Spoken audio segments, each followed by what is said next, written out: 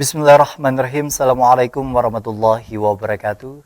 Bagaimana kabar Anda pemirsa Duta TV? Senang sekali rasanya saya Gusti Muhammad Hermawan dapat menjumpai Anda dalam program kami Majelis Sore, Majelis Kita Semua. Dan seperti biasa kami mengundang narasumber dari UIN Antasari Banjarmasin untuk membicarakan seputar kajian-kajian Islami sesuai dengan tema-tema yang sudah dipersiapkan sebelumnya. Di sebelah saya ada Bapak Dr. Haji Yanur MAG. Assalamualaikum Pak. Waalaikumsalam warahmatullahi wabarakatuh. Bagaimana kabarnya hari ini Pak? Alhamdulillah sehat walafiat. Alhamdulillah sehat walafiat. Bapak sendiri mengajar di UIN Antasari di Fakultas Tarbiyah dan Keguruan. Baik, dan ini pertama kali untuk hadir di majelis sore Pak ya. Baik, dan tentunya para pemirsa di rumah tentunya bisa menyaksikan tayangan kami tidak hanya melalui terestrial namun juga melalui streaming di dutatv.com maupun berbagai platform media sosial kami yakni Duta TV Official. Kita bicara mengenai tema kita hari ini, membangun masa depan melalui kearifan kepada lingkungan. Boleh disampaikan terlebih dahulu pengantar untuk agenda kita hari ini. Silahkan Pak. Terima kasih. Assalamualaikum warahmatullahi wabarakatuh.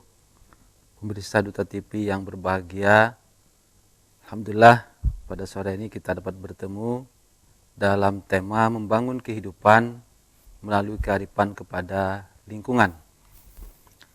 Tema ini terkait dengan proses pendidikan yang berlangsung di sekolah-sekolah termasuk juga di perguruan tinggi, bahwa pada dasarnya pendidikan itu merupakan usaha sadar yang ditujukan untuk membimbing pembelajar membangun jati dirinya bagi masa depannya.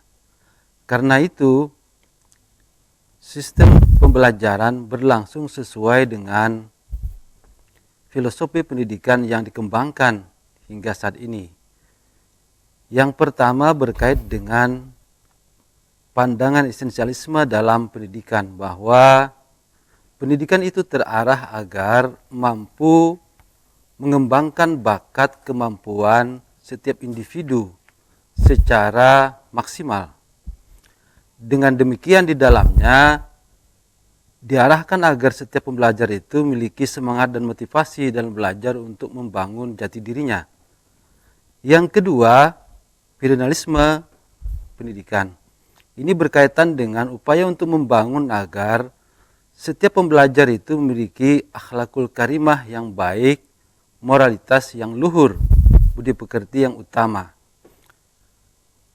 Dan karenanya dalam filialisme menekankan adanya kegigihan dan keikhlasan dalam belajar. Kemudian yang ketiga, progresivisme dalam pendidikan.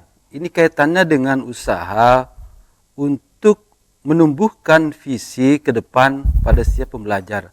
Ada semangat untuk berkembang, maju, dan memiliki kreativitas untuk dapat bersaing di masa depan.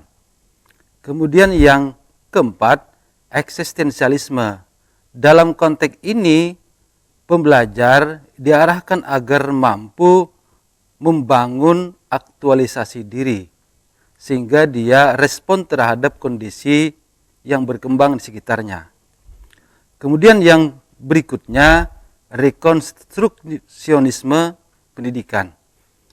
Ini berkaitan dengan upaya untuk mengarahkan agar pembelajar itu di samping memiliki semangat diri dalam belajar untuk membangun kemampuannya, berakhlakul karimah, moralitas yang baik, punya visi dan pandangan ke depan, serta respon terhadap kondisi yang berada di lingkungannya, juga upaya agar pembelajar itu memiliki sifat empati terhadap masyarakat sekitar dan kecintaan kepada lingkungan.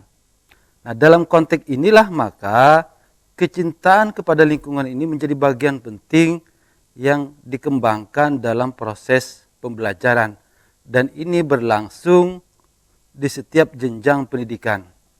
Kita dapat melihat misalnya ada kegiatan ekstrakurikuler di kegiatan pramuka. Kemudian di perguruan tinggi juga ada beberapa kegiatan kemahasiswaan. Betul. Yang mengarahkan kepada kegiatan cinta kepada lingkungan. Harapannya tentu dengan cinta kepada lingkungan ini pembelajar mampu membangun kemampuannya menuju masa depan yang baik, lingkungan tempat dia berada juga tertata baik dan lestari. Itu yang menjadi tujuan utamanya. Baik, kalau kita bicara mengenai proses pendidikan seseorang, kan latar belakang pendidikan seseorang itu memang berbeda-beda. Di Indonesia saja bahkan tidak sampai menyentuh angka 20% untuk mereka yang lulus akan perguruan tinggi, begitu, hanya sebagai bagian gambaran bahwa begitu banyak ternyata latar belakang pendidikan di Indonesia memang di bawah dari perguruan tinggi atau SMA sederajat, bahkan ada yang tidak sekolah, begitu.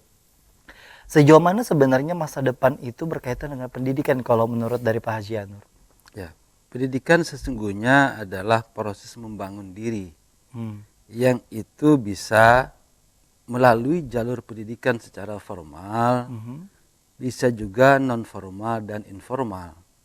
Nah, oleh karena itu upaya membangun diri ini dapat dilakukan oleh setiap diri dimanapun dia berada, meskipun tidak melalui jalur pendidikan secara formal. Artinya memang juga sekali lagi sebagai konfirmasi bahwa orang yang berijazah pun dalam tanda petik, begitu ya, dalam hal ini tidak ada jaminan untuk kemudian juga memiliki masa depan yang tentunya baik, kembali lagi kepada pribadinya dan qadarullah tentunya. Kalau kita bicara mengenai kondisi seseorang di mana kemampuannya untuk bisa sekolah ataupun juga secara mengenyam pendidikan secara formal memang sudah dilakukan, begitu.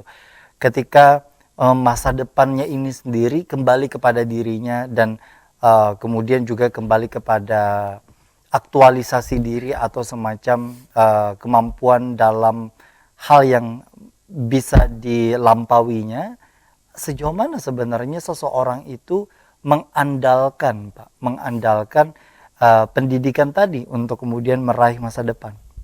Ya, pendidikan tentu merupakan satu bagian penting untuk meraih masa depan yang baik.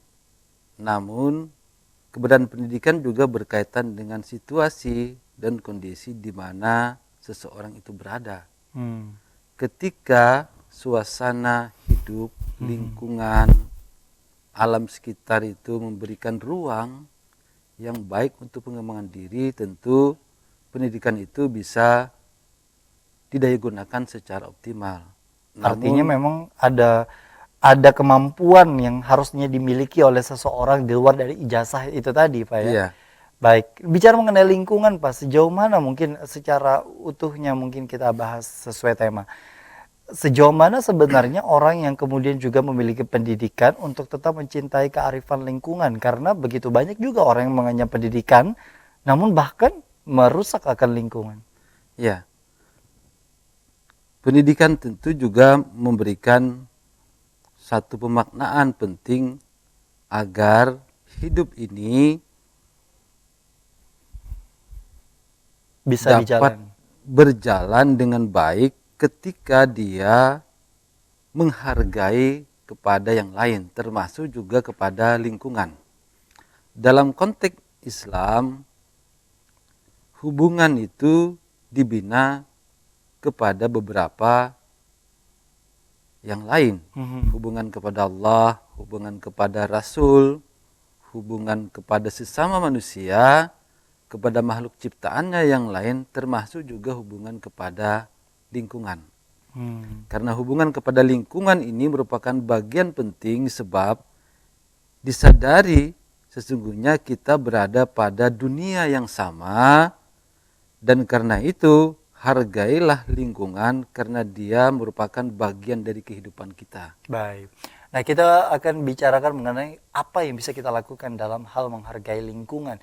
Tidakkah juga bagian mungkin yang bisa kita lakukan adalah dengan cara untuk kemudian bisa mengajak keluarga untuk buang sampah pada tempatnya. Tapi ketika di satu sisi banyak juga orang yang abai akan hal itu. Nah, sejauh mana untuk kita bisa membangun akan kebersamaan dalam mencintai lingkungan? Kita akan bahasnya usai jeda. Tetaplah bersama kami dalam program Majelis Sore, Majelis Kita Semua.